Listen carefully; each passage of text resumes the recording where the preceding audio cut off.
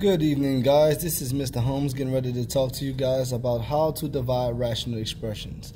What I would like to do is start off by defining what a rational expression is. A rational expression is a expression in which you have two polynomials, one in the numerator and one in the denominator. Now, to divide these rational expressions, you will multiply the first rational expression by the reciprocal of your second rational expression. Here's what I mean. I have two examples for you guys today. First one here, fairly simple. To divide these two rational functions, these rational expressions, I'm going to take my first rational expression and I'm going to keep it the same. In this case here, it's simply 7 over x plus 1. I'm going to change my division into multiplication. And I'm going to multiply by the reciprocal of my second rational expression. That means I'm going to flip my fraction over. So my new numerator now will be 2x minus 3. And my new denominator now will just simply be x plus 2. From here, I will simply multiply and divide out any common factors. In this case here, when I get ready to multiply, what I'm going to do is I'm going to multiply 7 times, let me put it where you guys can see, 7 times 2x minus 3 divided by, when I get ready to multiply my denominators, I will not actually multiply using the distributive property or FOIL method. Alright, you would just multiply by putting them together, writing them adjacent to one another. In this case here, you would end up with x plus 1 times x plus 2. Now, with this being the case here, if there's no common factors, if there's a common factor, you must divide out the common factors. However, in this case, there are no common factors. That being the case, this will be our final answer. Please keep in mind that when you're talking about dividing rational expressions, you must look for common factors. So you must have the numerator and denominator totally factored out and look for common factors. If there are common factors, you must factor those out. You must divide those out and set whatever you divided out equal to 0 and solve it. All right. Keep in mind that dividing rational expressions are closed underneath non-zero division and dividing rational expressions.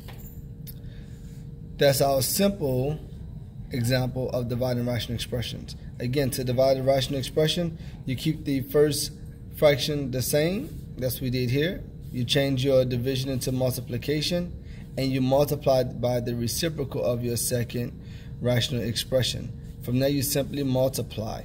If there are common factors, you divide out in your numerator and your denominator. However, there's no common factor that is in your numerator and in your denominator. All right. Again, this is conceptual, so this is simply how you divide rational expressions. That was a simple one. Now let's talk about one that is not as simple. Okay.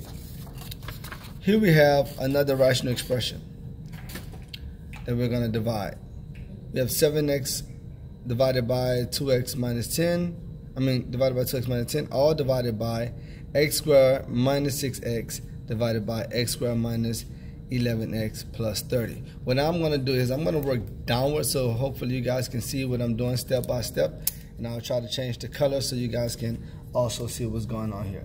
All right, so the first thing I'm going to do is take and keep my first rational expression the same here, and it's going to be 7 divided by 2x minus 10. I'm going to change my division into multiplication. And I'm going to multiply by the reciprocal of my second expression. In this case here, it would be simply x squared minus 11x plus 30 divided by x squared minus 6x. Now, like I stated a few seconds ago, you must factor whatever you can factor out so that way you can see what factors are common. All right. Here, what I'm going to do now is I'm going to take and I'm going to rewrite my first rational expression and factor what I can if possible. Notice I have a 2x and I have a minus 10. Both these are divisible by 2, so I'm going to factor out 2 in this case here. And I'm going to get what's left when I factor out. Keep in mind, once you factor out something out of a binomial, go back and divide by whatever you factored out. In this case, I'm going to divide both these by 10 to get what's going to be left in my parentheses. In this case here, x minus 5. It's still multiplication. Here I have a trinomial. All right, when you have a trinomial and the value of a, meaning the number in front of the variable x is 1, we can simply open up two sets of parentheses. We're going to put an x in each set of parentheses. And we're going to find two factors of a positive 30 that will also add to give you a negative 11. In other words, find two numbers that will multiply to give you 30, but those exact same two numbers must add to give you negative 11. Those two numbers in this case are a negative 5 times a negative 6. When you multiply negative 5 and negative 6, you get a positive 30. When you add those same two, you also get negative 11. Here we have a binomial. When we factor in binomials, just look for a simple common factor. In this case here, my common factor is x. So I'm going to factor out x in this denominator, and I'm going to go back and divide both these terms by x. When I do so, I'll be left with x minus 6. From here, guys, what I will do is I'm going to go ahead and slide this to the right. We're going to work down. We're going to stop working downward and work across. What I'm going to do now here is look for common factors. Here, notice I have both x minus 5 in numerator and denominator, and I have x minus 6 in both numerator and denominator. We are looking for common factors that are in both numerator and denominator. Since I do, I'm going to divide x minus 6 by itself one time. So let me do this here. So I can, instead of working sideways, I'll continue working downward just using a separate sheet of paper here.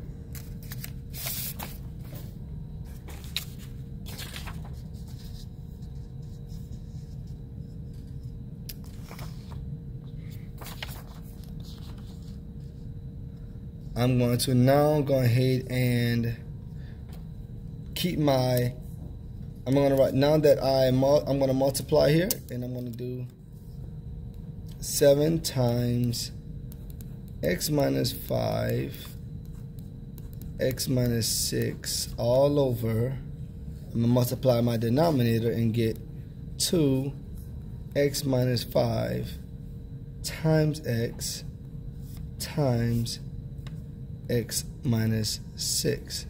Please keep in mind that when you're multiplying, you do not actually combine the factors. All right, we don't want to go back and distribute, because we'll go right back to where we came from. All right, the objective is to factor out and then look for common factors. In this case here, I have a common factor in x minus 5 in both numerator and denominator, and I have x minus 6 in both numerator and denominator. That being the case, they will divide into itself one time. What remains is part of your final answer. In this case here, what remains, oh, just a moment, in my numerator here,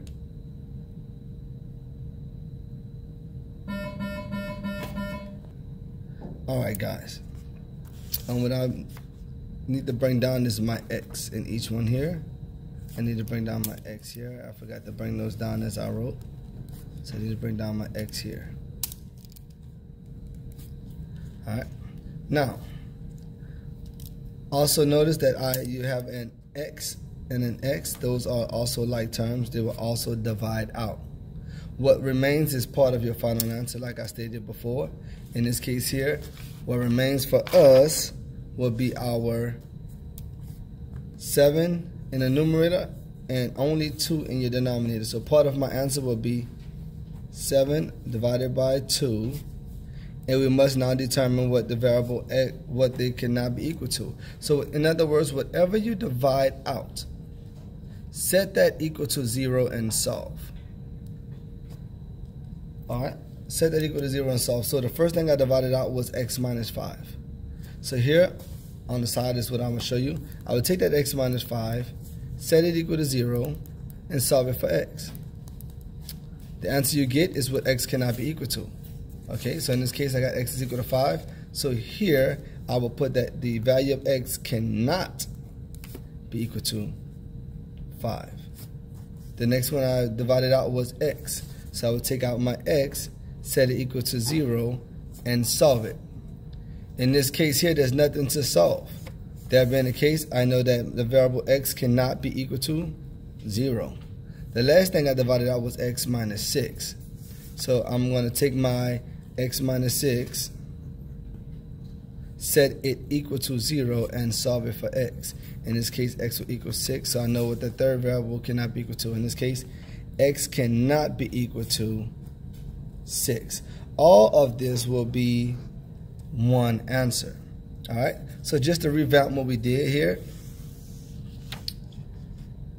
we started off with the equation, the expression, 7x divided by 2x minus 10, all divided by x squared minus 6x divided by x squared minus 11x plus 30. First thing we did, we used the keep change method. We kept the first fraction the same. We changed division into multiplication, and we took the reciprocal of my second fraction. From there, we went on ahead and factored everything. There was nothing to factor in this numerator, but here in my denominator, I factored out 2. In my numerator over here, I factored this one, and I got x minus 5 and x times x minus 6. Here, only thing I could factor out was x, and the remaining was simply x minus 6. From there, I simply look for common factors. I multiply and look for common factors. When I multiplied and looked for common factors, I noticed that I had x, x minus 5, and x minus 6. All were common in the numerator and denominator. So I divided out, and I set all terms that I divided out equal to 0, which I showed you guys here, and I solved them. Once I solved them, I found out what they cannot be equal to, and I got my final answer as 7 over 2 7 divided by 2, and x cannot equal 5, 0, and negative 6. This has been Mr. Holmes teaching you guys how to divide rational expressions.